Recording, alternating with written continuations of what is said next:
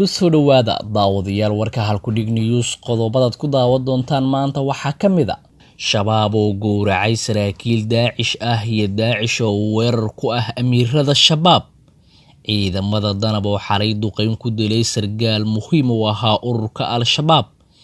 haddii aad ugu cusub tahay fadlan daawada subscribe channelkan si aad u hesho wax kasta aan channelkan soo gelino taariikhdu waxa ay tahay 17ka bisha 12aad sanadka 2019 intaad maqasheen oo faahfaahsan ku soo dhawaada daawadayaal haatanna aan ku bilowno gobolka Bakool ee maamulka Koonfur Galbeed Soomaaliya dagaalamayaasha al-shabaab ayaa Bakool ku gowracay saraakiil Daacish ah waxaana Daacish hadda ay weerar ku tahay amiirada al-shabaab waxaa ila wareedyo lagu kalsoon yahay ay xogta TV u sheegeen saraakiil saro ka tirsan Daacish lagu bireeyay gobolka Bakool deegaano hoos yimaada gaar ahaan tuulooyin hoostaga degmada Xudur saraakiishan Daacish ka tirsanaa ayaa waxaa bireeyay dagaalamayaasha al-shabaab kadib markii ay iskhilaafeen sida la sheegay xubnahan oo gaaraya 3 sargaal ayaa markii hore kamid ahaa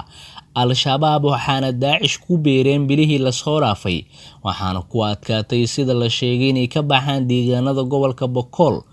shabaabku ay xog ku maamulaan xiisad kale la tay rag la bireeyay ayaa ka dhex taagan al-shabaab iyo Daacish iyadoo warar dheeraad ah ay ka soo baxayaan al-shabaab iyo Daacish oo ah dagaalamayaal ka soo horjeeda dawladda Soomaaliya AMISOM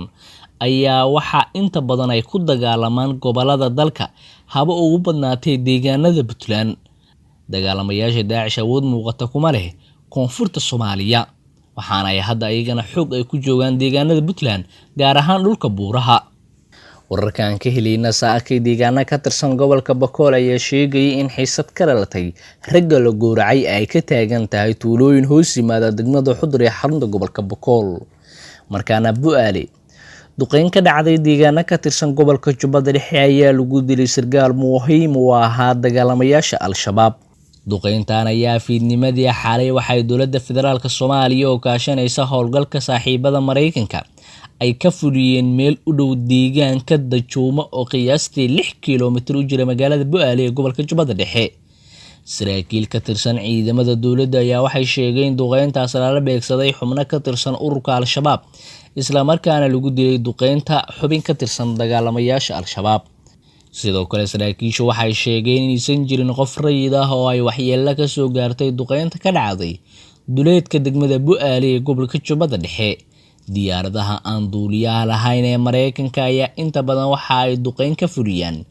deegaanada dhaca bartamaha iyo koonfurta Soomaaliya